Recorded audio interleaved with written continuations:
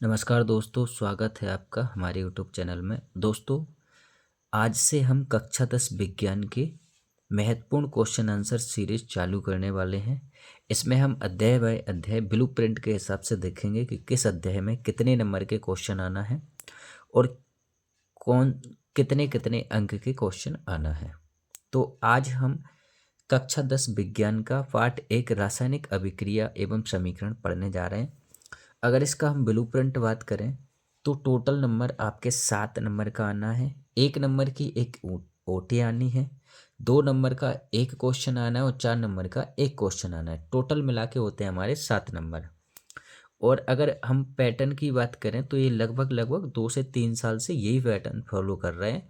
तो हमें इसमें ये बात की प्रामाणिकता मिल जाती है कि हाँ, इसी प्रकार से पेपर आएगा। तो चलिए बिना देर किए इसके हम क्वेश्चन देखते हैं इम्पोर्टेंट वाले। ओटी आप देख लेना, अगर आपके पास कोई सीरीज है तो उसमें से आप कर लेना। मैं ये परीक्षा अध्ययन लिए हूँ, अगर आपके पास परीक्षा अध्ययन है तो आप उसको निकाल लीजिए और आप टिक लगाते जाइए। ठीक है, मैं आपको प्रश्न कराने जा रहा हूँ।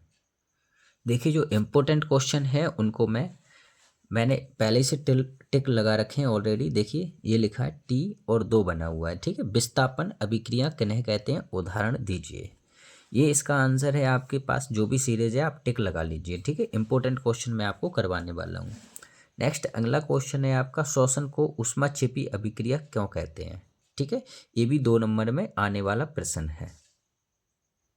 अगला प्रश्न है, अवक्षेपण अभिक्रिया से आप क्या समझते हैं, उदाहरण देकर समझाइए।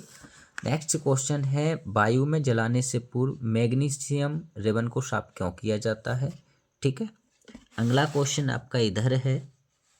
देखिए, ये भी इम्पोर्टेंट क्वेश्चन है, 25 में आया है, ध्यान से इसको पढ़ना है, आ सकता है।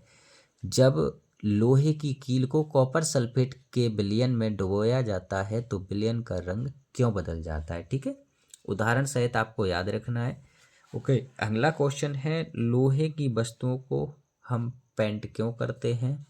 ठीक है, और अगला इंपॉर्टेंट क्वेश्चन जो इस बार सबसे ज़्यादा आने की संभावना है वह क्वेश्चन है, तेल एवं वसायुक्त पदार्थों को नाइट्रोजन से प्रभावित क्यों किया जाता है। ठीक है, नेक्स्ट क्वेश्चन है, संतुलित रासायनिक समीकरण क्या है, रासायनिक समीकरण को संतुलित करना क्यों आवश्यक है। मैं इतना अवश्य कहूँगा कि अगर आप ये वाले क्वेश्चन याद कर लेते हैं तो आपका एक भी नंबर का क्वेश्चन बाहर नहीं जाएगा, इसलिए आप इन क्वेश्चनों को अच्छे से याद करना। अब करते हैं हम इसी अध्याय में से 4 नंबर वाले क्वेश्चन। मैंने कहा था कि इसमें से एक 2 का आना है, एक 4 नंबर का आना है और एक आना है ओटी। ठीक है, अगला 4 नंबर का क्वेश्चन है, ऑक्सीजन के योग या ह्रास के आधार पर निम्नलिखित पदों की व्याख्या कीजिए, प्रत्येक के लिए 2 उदाहरण दीजिए, उपचयन और अपचयन।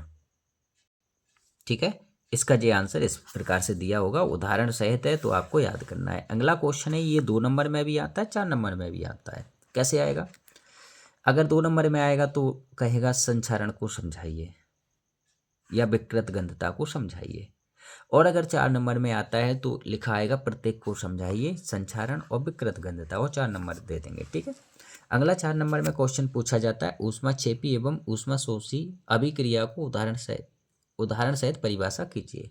अब ध्यान रखने वाली बात यहाँ ये है, या तो परिभाषा वेस्ट पूछा जा सकता है या फिर इन दोनों में अंतर पूछा जा सकता है, तो आपको इसको दोनों तरीके से तैयार करना है। ठीक है, अगला क्वेश्चन है जो 25 में पूछा गया था, ध्यान रखना है। देखिए, निम्नलिखित कथनों को रासायनिक समीकरण के रूप में परिवर्तित करें, उन्हें संतुलित कीजिए। अब ध्यान से देखना, ये कुछ गैसों के नाम हैं जो किस प्रकार से बनाते हैं। ये देखिए, ये 25 दे रखा है, डेट दे रखी है, ध्यान रखना है इसको। ये दे रखा है पूरा, इनको सबको अपन को बदलना है ये रासायनिक समीकरण में, तो ये इस प्रकार से आपको याद करना पड़ेगा ये।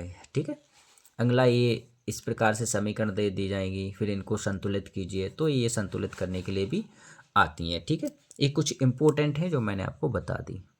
एक और है, निम्न में कौन परिवर्तन ऊष्माक्षेपी और कौन ऊष्माशोषी है, तो ये आप ध्यान रखना। ठीक है, ये मतलब ये दे रखा है कि ये पैरासल्फेट का अपघटन तो ये ऊष्माशोषी कहलाता है, सल्फ्यूरिक अम्ल का तनुकरण ये ऊष्माक्षेपी कहलाता है। इस प्रकार से ये ऊष्माशोषी होता है, ऊष्माक्षेपी। ठीक है, अगला एक क्वेश्चन और आता है इसमें से, ये थोड़ा सा देखिए 23 में पूछा गया था।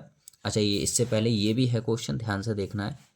ये 4 नंबर में कुछ धातुओं की तनु हाइड्रोक्लोरिक अम्ल के साथ अभिक्रिया के समय निम्न प्रेक्षण लिए गए हैं। ठीक है, तो ये प्रेक्षण है और फिर इनके आपको आंसर ध्यान से देना है। ठीक है, ये 2 नंबर में क्वेश्चन है, आलू के चिप्स की थैली को नाइट्रोजन गैस से क्यों भरते हैं?